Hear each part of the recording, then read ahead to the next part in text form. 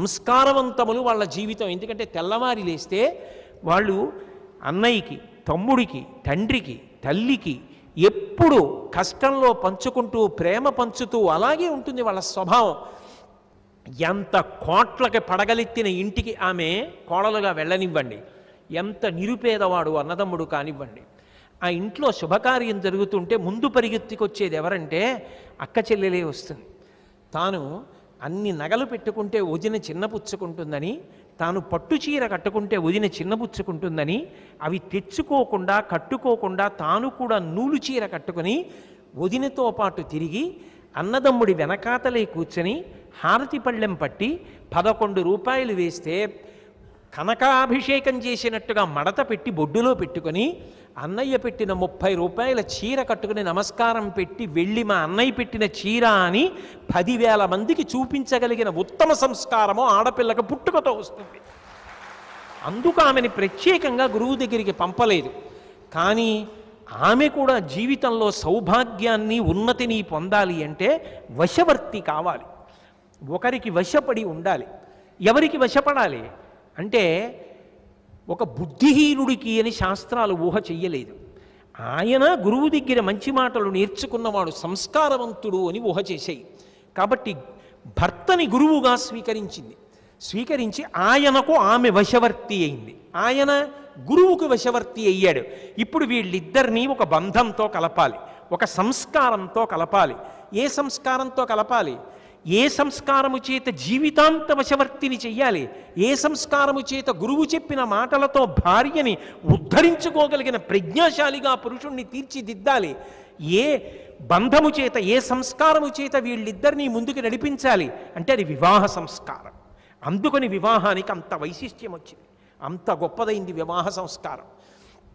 కాబట్టి ఇప్పుడు వశవర్తి అవుతోంది వివాహంలో. అంతేకాదు, ఆమెకు ధర్మం ఏర్పడింది. ఏమిటి ఆ ధర్మం? పతిని అనుగమించుట ఒక్కటే ఆమె ధర్మం.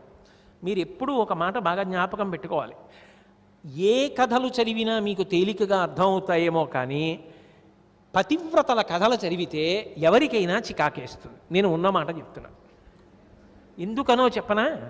ఒక పతివ్రత చాలా కష్టపడి కుష్ఠరోగంతో ఉండి చీవు కారిపోయి వేళ్ళు ఊడిపోతున్న వాడికి అన్నం పెడుతుంది కన్న తల్లిలే. ఆయన వేశ్యాగృహంలో ఎక్కడో వేశ్య ఉంది, నన్ను అక్కడికి తీసుకెళ్ళు అంటాడు. ఈవిడ బుట్టలో పెట్టుకుని ఆయన్ని పట్టుకెడుతుంది. ఆమె పతివ్రత. ఇది నా మనవడికి చెప్పాను అనుకోండి, తాత బుద్ధి ఉందా, ఏమిటి తాత ఈ కథలు అని అడుగుతాడు.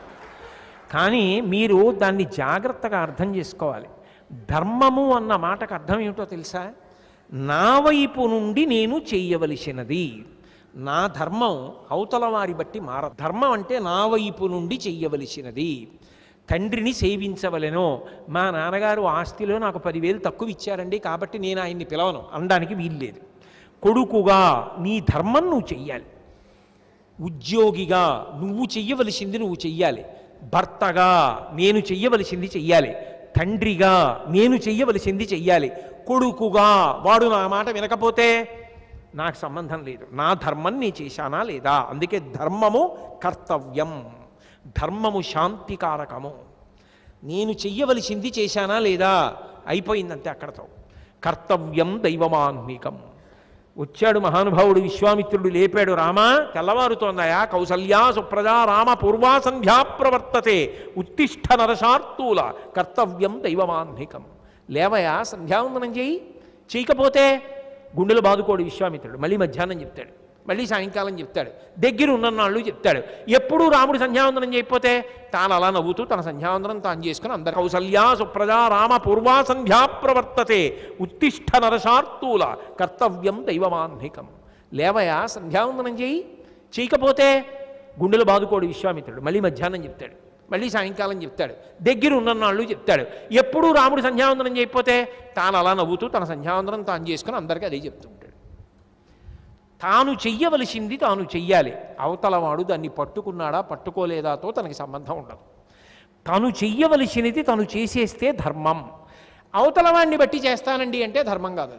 అలా ఎలా అవుతుంది ధర్మం? నువ్వు భర్త, మా ఆవిడ పెంకిదా, మాట విందా, భర్తగా నేను భర్త ధర్మం, కూతురు తండ్రి ధర్మం, నా కొడుకు తండ్రి ధర్మం, నేను కార్యాలయానికి వెడితే నా ఉద్యోగి ధర్మం, సమాజంలో పౌరధర్మం. ధర్మము నిరంతరము మారిపోతుంది. ఇప్పుడున్న ధర్మం నేను ఈ వేదికి దిగిపోతే ఇంకొకలా ఉంటుంది ధర్మం. ఒక్కొక్క చోట ఒక్కొక్క ధర్మం. మారిపోతున్న ధర్మాన్ని ఎప్పుడూ కూడా పట్టుకుంటూ ఉండాలి. ఎందుకో తెలుసా? మీకు తేలిగ్గా అర్థం అవ్వాలంటే 2 మాటలు ఉంటాయి. బీయింగ్, బికమింగ్ అని 2 మాటలు ఉంటాయి ఇంగ్లీష్లో. బీయింగ్ ఆత్మ, దానికి ఏ మార్పు ఉండదు, అది ఇప్పుడు అలాగే ఉంటుంది. బికమింగ్ జీవుడు. ఇప్పుడు నేను ప్రవచనం చేస్తున్నాను, కిందకి దిగి వచ్చేస్తే ఆయనకో స్నేహితుడిని, ఆయనతో స్నేహధర్మంగా మాట్లాడతాను.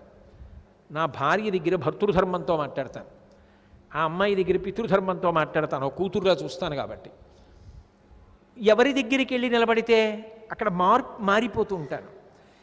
ఎలా నేను ఉండాలో అలా ఉండడం ధర్మం. అలా ఉండకపోతే అవతల వారిని బట్టి నేను అలా ఉండట్లేదండి అంటే ధర్మం కాదు. అవతల వారి బట్టి కాదు, నువ్వు ఎలా ఉండాలో అలాగే ఉండాలి, అంతే, అది ధర్మం. ఆయన దారి తప్పాడు, వేశ్య దగ్గరికి తీసుకెళ్ళమన్నాడు. మళ్ళీ రండి పతివ్రత కథలోకి. ఆయన దారి తప్పాడు, ఆయన భ్రష్టుడు, ఆమె భర్తగారు కోరాడు, తీసుకెళ్ళి. ఆమె ధర్మం ఆమెది. పతిని అనుగమించినది. అంకోలం నిజబీజ సంతతిరయస్కాంతో ఫలం సూచిక సాధ్వీ నైజ విభుం లతాక్షితిరుహం సింధు సరిద్వల్లభం ప్రాప్నోతి యథా తథా పశుపతే పాదారవిందద్వయం చేతో వృత్తిరుపేత్యతిష్టటి సదా సా భక్తిరిత్యుచ్యతే అంటారు శంకర్లు.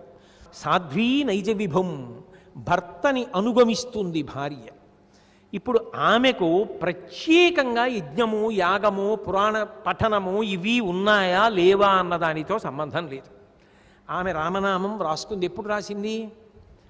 ఆయన పూజకి ఏర్పాటు చేసి ఆయన పూజ చేసుకొస్తే పలహారం వండిపెట్టింది, ఆయనకి భోజనం వండిపెట్టింది, ఆయనకి పలహారం చేసి పెట్టింది, పరమేశ్వరుడికి బాలభోగం చేసేసింది, ఆయనకి భోజనం పెట్టింది, పరమేశ్వరుడికి మహానైవేద్యం పెట్టేసింది, ఆయన పడుకుంటే పాట పాడింది, ఏకాంత సేవ చేసేసింది, పిల్లలకి స్నానం చేయించింది. ఇన్ని చేయిస్తూ తన కర్తవ్యం చేస్తూ మధ్య మధ్యలో రామరామ రామరామ అనుకుంటోంది. ఆమె సహాయం లేకుండా ఆయన పూజ చేయలేడు. ఆమె ఇక్కడ ఈ పనులు చేయకపోతే ఎలా? పలహారం ఎవరు చేసి పెడతారు పూజ చేసుకొచ్చే? అందుకే ఆయన చేసిన పుణ్యంలో సగం ఆవిడ ఖాతాలో వేసేస్తాడు. ఆవిడ చేసిన పుణ్యంలో భర్తకి ఇవ్వరు. ఎందుకు ఇవ్వరంటే నీకు కావలసినవి ఆమె చేస్తూ ఆమె మిగిలిన కాలాన్ని భగవత్ సేవకి వాడింది. వంట చేస్తూ భగవన్నామ చెప్పుకుంది. ఇప్పుడు ఆ భగవన్నామోచ్చరణ ఫలితం ఆమెకి, కానీ నేను చేసిన పూజలో ఫలితం ఆమెకి సగం. అది వివాహ బంధం.